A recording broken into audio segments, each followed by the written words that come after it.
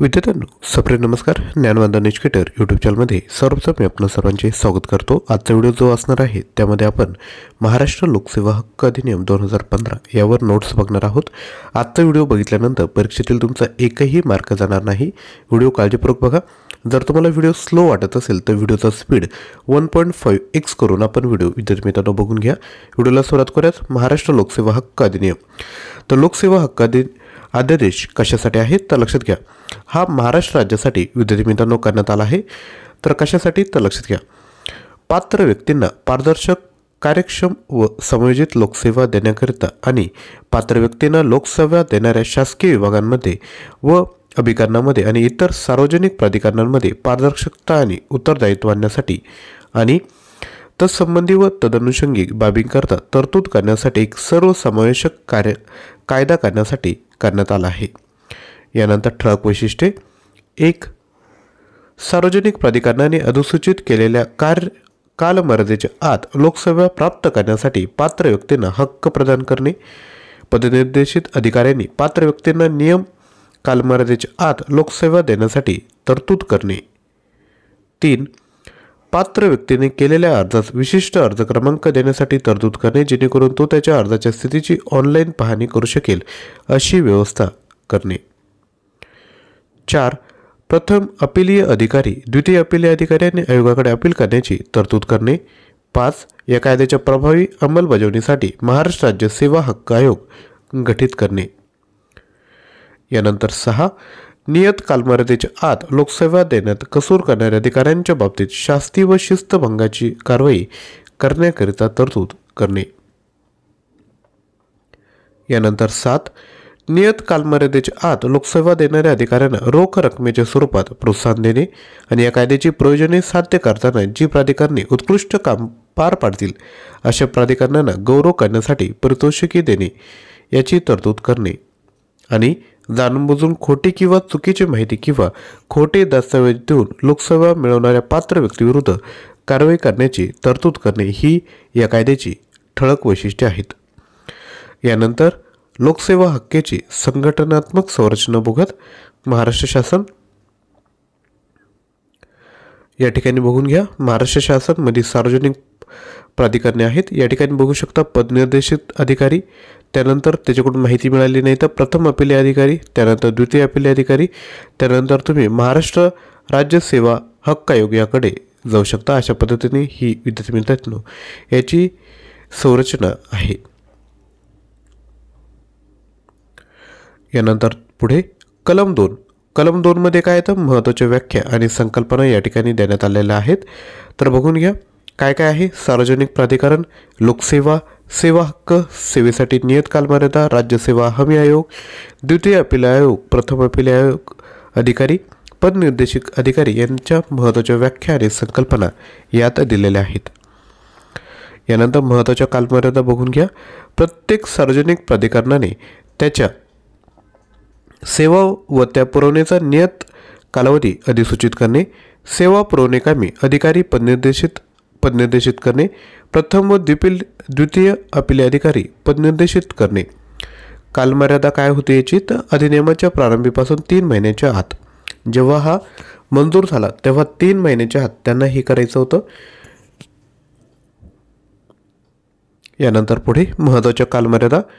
प्रत्येक प्राप्त व्यक्तीस कायदेशीर व तांत्रिक व्यवहार्यतेच्या अधीन राहून संबंधित पदनिर्देशित अधिकाऱ्याकडून लोकसेवा प्राप्त करण्याचा हक्क आहे. आणि कालमर्यादा काय आहे तर संबंधित सार्वजनिक प्राधिकरणाने अधिसूचित केलेल्या नियत कालावधीत. महत्त्वाच्या कालमर्यादा. पदनिर्देशित अधिकाऱ्याला अर्ज मिळाल्यावर एकतर थेट लोकसेवा देणे किंवा फेटाळण्याची कारणे लेखी नमूद करून अर्ज फेटाळणे गरजेचे आहे. प्रत्येक पात्र व्यक्तीस कायदेशीर व तांत्रिक व्यवहार्यतेच्या अधीन राहून संबंधित पदनिर्देशित अधिकाऱ्याकडून लोकसेवा प्राप्त करण्याचा हक्क आहे, परंतु निवडणुकीच्या कालावधीत त्याचप्रमाणे नैसर्गिक आपत्तीच्या वेळेस विहित केल्याप्रमाणे नियत कालमर्यादा राज्य शासनास वाढवता येईल. यानंतर पुढे कलम 9(1) काय सांगतोय तर पहिले अपील करण्याचा कालावधी 30 दिवस किंवा विलंब क्षमापन विनंतीसह 90 दिवसाच्या आत. कोणत्याही पात्र व्यक्तीस अर्ज फेटाळल्याचा आदेश मिळाल्याचे किंवा नियत कालमर्यादा समाप्त झाल्याच्या दिनांकापासून 30 दिवसात अपील करता येईल. यानंतर कलम 9(2) प्रथम अपिलाच्या निर्णयासाठी अनुज्ञेय कालावधी 30 दिवस। कलम 9(3) द्वितीय अपील प्राधिकाऱ्याकडे प्रथम अपील प्राधिकाऱ्याच्या आदेशाविरुद्ध दुसरे अपील दाखल करता येईल। कालमर्यादा आहे 30 दिवस किंवा प्रथम अपीलाचा आदेश मिळाला नसेल तर पहिले अपील दाखल केल्याच्या दिनांकापासून 45 दिवसानंतर। कलम 9(4) दुसऱ्या अपिलावर निर्णय देण्यासाठीचा कालावधी तर तो आहे 45 दिवसांचा कालावधी।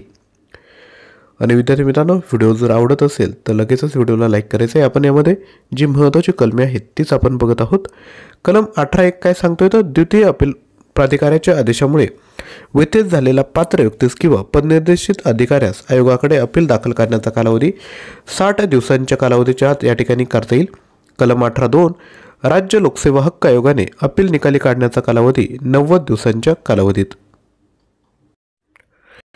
यानंतर अजूनही माहिती बघायची, त्यापूर्वी छोटीशी ॲडव्हर्टाइजमेंट। आपल्याला महाराष्ट्र लोकसेवा हक्क अधिनियम पाहिजे असेल तर त्यामध्ये तुम्हाला 1000 प्रश्न भेटत आहेत, 20 ऑनलाईन टेस्ट आहेत, यामध्ये शॉर्ट नोट्स देखील आपल्याला भेटून जाईल। माहितीचा अधिकार कायदा 2005 180 प्रश्न, शॉर्ट नोट्स, ऑनलाईन टेस्ट। त्यानंतर महाराष्ट्र लोकसेवा हक्क अधिनियम 2015 120 MCQ नोट्स आणि ऑनलाईन टेस्ट आहेत। याची जी प्राईस आहे 199, परंतु ऑफरमध्ये तुम्हाला 99 रुपयामध्ये भेटून जाईल। याकरता तुम्हाला ॲप्लिकेशन डाउनलोड करून हा कोर्स परचेस करावा लागेल किंवा अधिकच्या माहितीसाठी तुम्ही 93 56 25 60 34 यावर व्हॉट्सअप करा। आपण कोणत्याही परीक्षेसाठी फॉर्म भरला असेल आणि आपल्याला ही मटेरियल पाहिजे असेल तर तुम्ही आजच परचेस करायचे। जर तुम्ही व्हिडिओ उशिरा बघत असाल तर ही ऑफर विद्यार्थी मित्रांनो फक्त पहिले 100 विद्यार्थी मित्रांसाठी आहे। त्यामुळे जेव्हा तुम्ही परचेस करायला जाल तेव्हा कुपन कोड जर अप्लाय होत असेल तर ऑफर असेल, अप्लाय होत नसेल तर ती ऑफर त्या ठिकाणी एंड झालेली असेल। यानंतर पुढील माहिती बघूयात। कलम 3 सार्वजनिक प्राधिकरणांच्या जबाबदाऱ्या। तर प्रत्येक सार्वजनिक प्राधिकरण या अध्यादेशाच्या प्रारंभाच्या दिवसापासून 3 महिने कालावधीच्या आत आणि त्यानंतर वेळोवेळी ते पुरविल असलेल्या सेवा पदनिर्देशित अधिकारी, प्रथम व द्वितीय अपीलीय अधिकारी आणि नियत कालमर्यादा या अध्यादेशाखाली अधिसूचित करील। सार्वजनिक प्राधिकरणांच्या जबाबदाऱ्या। कलम 3(2) प्रत्येक सार्वजनिक प्राधिकरण त्यांनी पुरवायच्या लोकसेवांची सूची तसेच नियत कालमर्यादा, विहित नमुना किंवा फी कोणतेही असल्यास पदनिर्देशित अधिकारी, प्रथम अपीलीय अधिकारी आणि द्वितीय अपीलीय अधिकारी यांचा तपशील कार्यालयाच्या सूचना फलकावर आणि तसेच त्याच्या संकेतस्थळावर किंवा पोर्टलवर कोणतेही असल्यास प्रदर्शित करेल किंवा प्रदर्शित करण्याची व्यवस्था करेल। जर आपण तहसील कार्यालयात किंवा जिल्हाधिकारी कार्यालयात गेले असाल, सपोज तुम्ही तहसील कार्यालयात गेलात तर त्या ठिकाणी त्यांनी चार्ट लावलेला असतो की तुम्हाला उत्पन्नाचा दाखला हवा असेल तर एवढ्या दिवसात भेटेल, तुम्हाला बाकी काही डॉक्युमेंट पाहिजे असेल तर एवढ्या दिवसात भेटेल। तुम्ही अर्ज केल्यानंतर तेवढ्या दिवसात जर त्यांनी ती माहिती पुरवली नाही तर तुम्ही अपील करू शकता, तो तुमचा अधिकार आहे। तुम्ही अपील करू शकता की का तुम्ही मला माहिती दिली नाही, त्यांना कारणे नमूद करावं लागतात। त्यामुळे ह्या ज्या गोष्टी आहेत तुम्हाला काय म्हणता येईल की प्रत्येक सेवा मिळवण्यासाठी एक कालमर्यादा डिसाईड केली। नगरपालिकेत गेला तर पाणी पुरवठ्याचं कनेक्शन तुम्हाला एवढ्या दिवसात दिलं पाहिजे, जन्म मृत्यूची नोंद एवढ्या दिवसात झाली पाहिजे, ही कालमर्यादा प्रत्येक अधिकाऱ्याला त्या ठिकाणी नमूद करून दिली। जसं माहिती अधिकाराचा कायदा अंमलबजावणी चांगल्या पद्धतीने झाली, अजून या कायद्याची अंमलबजावणी झाली नाही। त्यामुळे हा जो कायदा आहे तो व्यवस्थितरित्या बघा, आपले जेवढेही ग्रुप असतील व्हॉट्सअपचे ग्रुप त्यांपर्यंत शेअर करा, कारण की ही माहिती प्रत्येकापर्यंत पोहोचणं गरजेचं आहे। पुढे जाऊयात। कलम 4 नियत कालमर्यादेत लोकसेवा प्राप्त करण्याचा हक्क। प्रत्येक व्यक्तीस कायदेशीर, तांत्रिक व आर्थिक व्यवहाराच्या अधीन राहून या अध्यादेशानुसार राज्यातील लोकसेवा नियत कालमर्यादेच्या आत प्राप्त करण्याचा हक्क असेल। त्यानंतर कलम 4(2) सार्वजनिक प्राधिकरणाच्या प्रत्येक पदनिर्देशित अधिकारी कायदेशीर, तांत्रिक व आर्थिक व्यवहाराच्या अधीन राहून नियत कालमर्यादेच्या आत पात्र व्यक्तीला लोकसेवा देईल, परंतु निवडणुकीच्या कालावधीत त्याचप्रमाणे नैसर्गिक आपत्तीच्या वेळी विहित केल्याप्रमाणे नियत कालमर्यादा राज्य शासनास वाढवता येईल। कलम 5(1) लोकसेवेसाठी अर्ज कार्यपद्धती। लोकसेवा प्राप्त करण्यासाठी कोणत्याही पात्र व्यक्तीस पदनिर्देशित अधिकाऱ्याकडे अर्ज करता येईल। अर्ज मिळाल्याची रितसर पोच देण्यात येईल। असा अर्ज निकाली काढण्यासाठी नियत केलेल्या कालमर्यादेसह असा अर्ज मिळाल्याचा दिनांक आणि ठिकाण, विशिष्ट अर्ज क्रमांक लेखी किंवा इलेक्ट्रॉनिक साधनांमार्फत कळवण्यात येईल। त्यानंतर लोकसेवा प्राप्त करण्यासाठी सर्व बाबतीत परिपूर्ण असलेला आवश्यक तो अर्ज पदनिर्देशित अधिकाऱ्याला किंवा अर्ज स्वीकारण्यास जिला यथोचितरित्या प्राधिकृत केले असेल अशी एखाद्या व्यक्तीला ज्या दिनांकास मिळाला असेल त्या दिनांकापासून नियत कालमर्यादा मोजता येईल। त्यानंतर लोकसेवा प्राप्त करण्यासाठी कोणत्याही पात्र व्यक्तीस पदनिर्देशित अधिकाऱ्याकडे अर्ज करता येईल. अर्ज मिळाल्याची रितसर या ठिकाणी पोच देखील मिळणार आहे. त्यानंतर लेखी किंवा इलेक्ट्रॉनिक साधनामार्फत कळवण्यात येईल. लोकसेवा प्राप्त करण्यासाठी सर्व बाबतीत परिपूर्ण असलेला आवश्यक तो अर्ज पदनिर्देशित अधिकाऱ्याला किंवा अर्ज स्वीकारण्यास त्याला यशस्वीरित्या प्राधिकृत केले असेल अशी एखाद्या व्यक्तीला ज्या दिनांकास मिळाले असेल त्या दिनांकापासून नियत कालमर्यादा मोजली जाईल. यानंतर पदनिर्देशित अधिकाऱ्याला कलम 5(1) अन्वये अर्ज मिळाल्यावर नियत कालमर्यादेत एकतर थेट लोकसेवा देईल किंवा तो मंजूर करेल किंवा फेटाळल्याची कारणे लेखी नमूद करून अर्ज फेटाळेल. पदनिर्देशित अधिकारी अर्जदाराला त्याच्या आदेशाविरुद्ध अपील करण्याचा कालावधी आणि ज्याच्याकडील पहिले अपील दाखल करता येईल त्या प्रथम अपील प्राधिकाऱ्याचे नाव व पदनाम त्याच्या कार्यालयीन पत्त्यासह लेखी कळविल. यानंतर कलम 6 आणि 7 अर्जाच्या स्थितीची ऑनलाईन पाहणी. कलम 6(1) कोणत्याही लोकसेवेसाठी अर्ज केलेल्या प्रत्येक पात्र व्यक्तीला संबंधित सार्वजनिक प्राधिकरणाकडून एक विशिष्ट अर्ज क्रमांक देण्यात येईल, जेणेकरून जेथे ऑनलाईन प्रणाली कार्यान्वित असेल तेथे तो आपल्या अर्जाच्या स्थितीची ऑनलाईन पाहणी करू शकेल. कलम 6(7) अर्जाच्या स्थितीची ऑनलाईन पाहणी. कलम 6(2) प्रत्येक सार्वजनिक प्राधिकरण जेथे जशी ऑनलाईन प्रणाली कार्यान्वित असेल लोकसेवांच्या सर्व अर्जांची स्थिती ऑनलाईन अद्ययावत ठेवण्यास कर्तव्यबद्ध असेल. कलम 7 माहिती तंत्रज्ञानाचा वापर. शासन नियत कालमर्यादेत संबंधित लोकसेवा पुरवण्यासाठी माहिती तंत्रज्ञानाचा वापर करण्याकरिता सर्व सार्वजनिक प्राधिकरणांना प्रोत्साहन व प्रेरणा देईल. कलम 8 अपील अधिकाऱ्यांची नियुक्ती.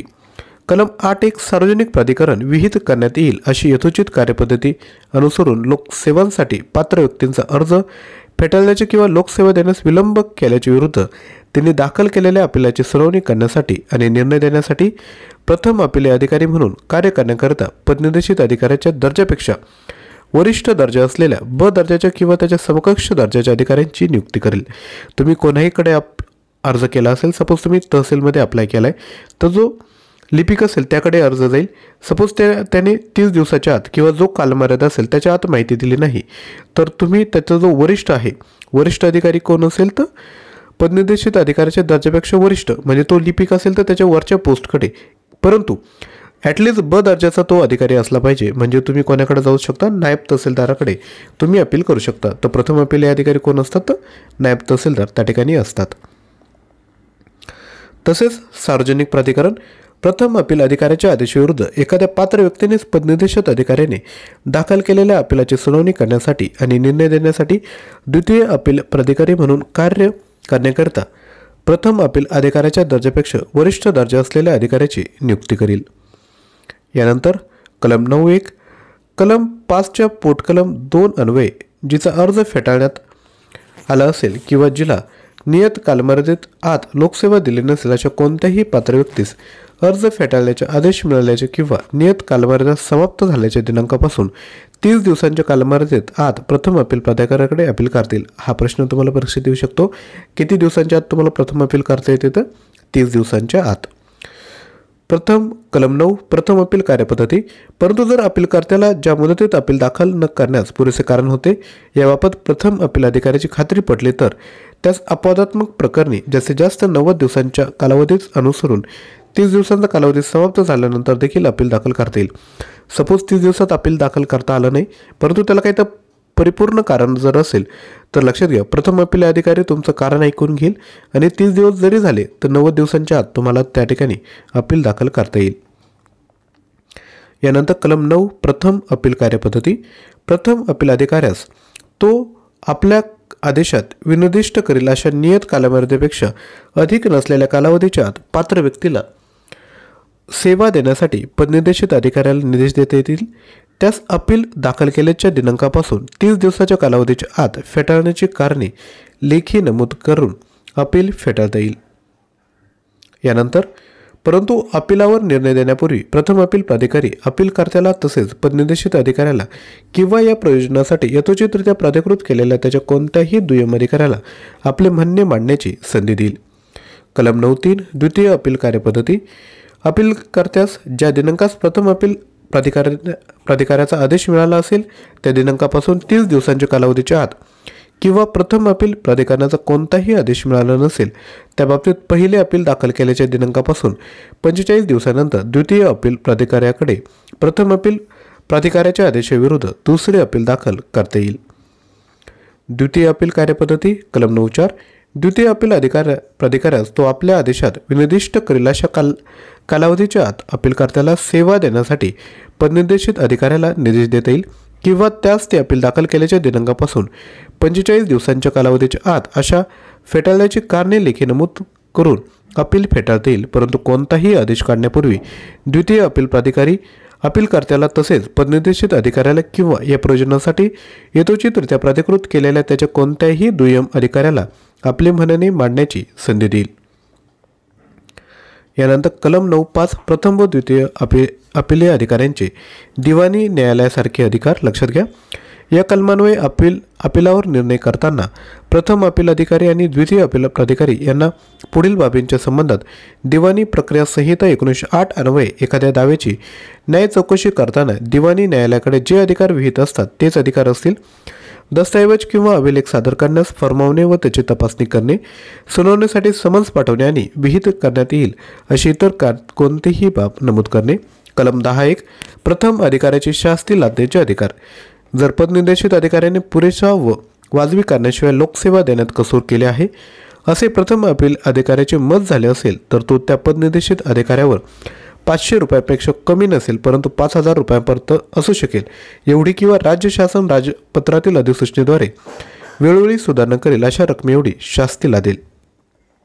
यानंतर पुढे कलम 10(1) प्रथम अधिकाऱ्याचे शास्ती लादण्याचे अधिकार।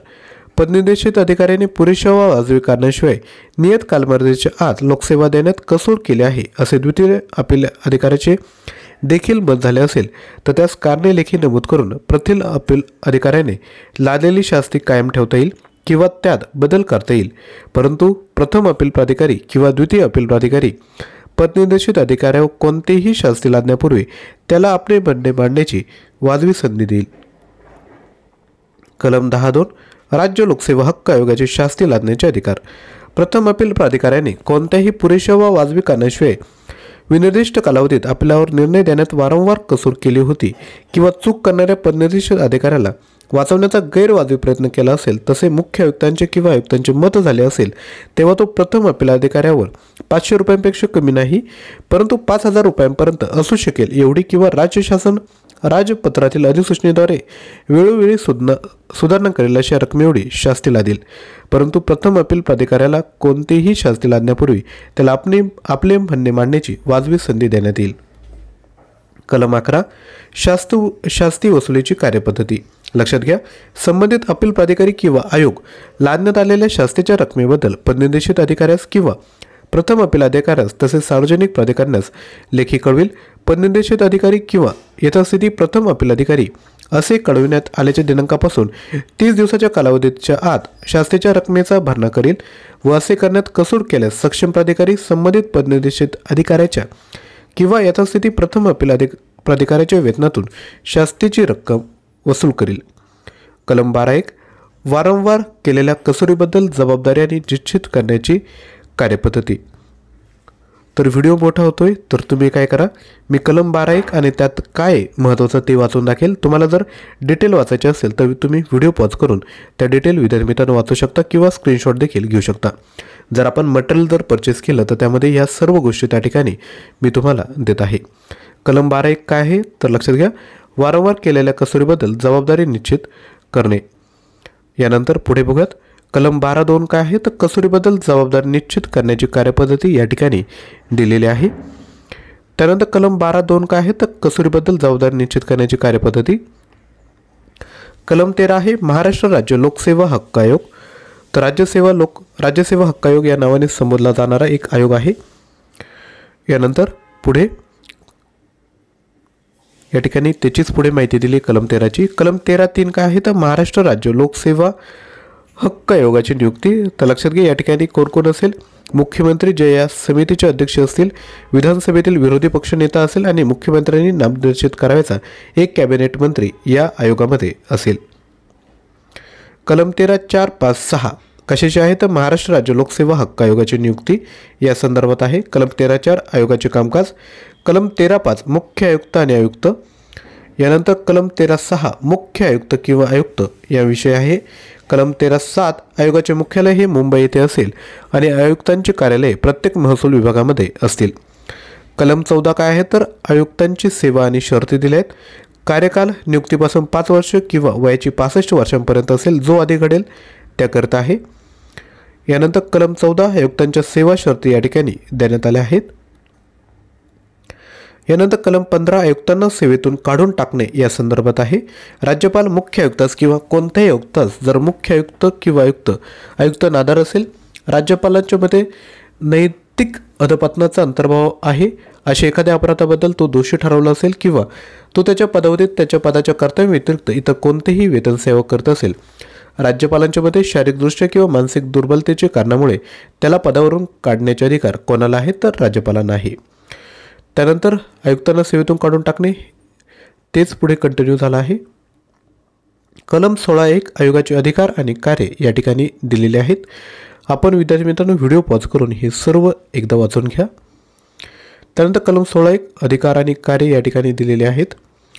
त्यानंतर कलम 16.2 आयोगाचे दिवाणी स्वरूपाचे अधिकार या ठिकाणी देण्यात आले आहेत। आयोगाला या कलमान्वये कोणत्याही बाबीची चौकशी करताना पुढील बाबतीत दिवाणी प्रक्रिया संहिता 1908 अन्वये एखाद्या दाव्याची न्याय चौकशी करताना दिवाणी न्यायालयाचे जे अधिकार निहित करण्यात आलेले आहेत तेच अधिकार या ठिकाणी दिलेत आलेले आहेत।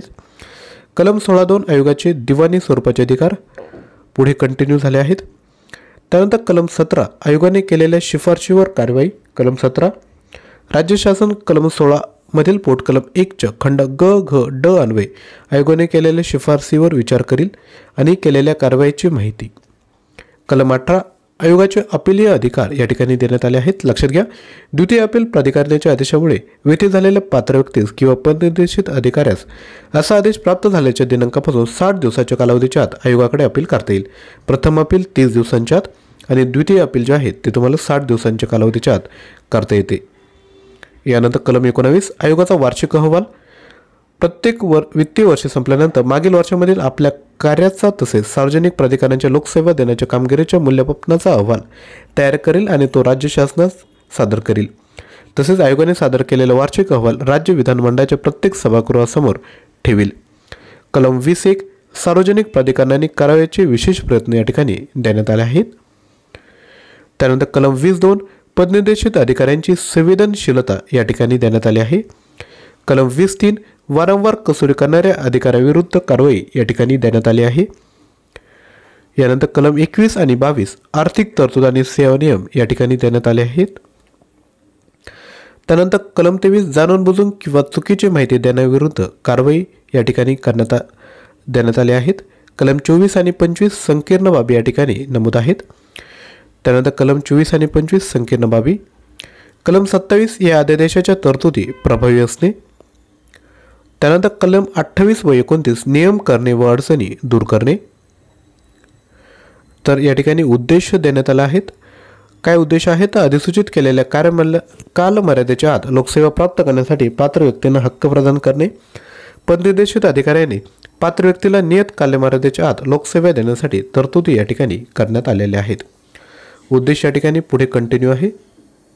तुम्ही विद्यार्थी मित्रांनो व्हिडिओ पॉज करून बघून घेऊ शकता।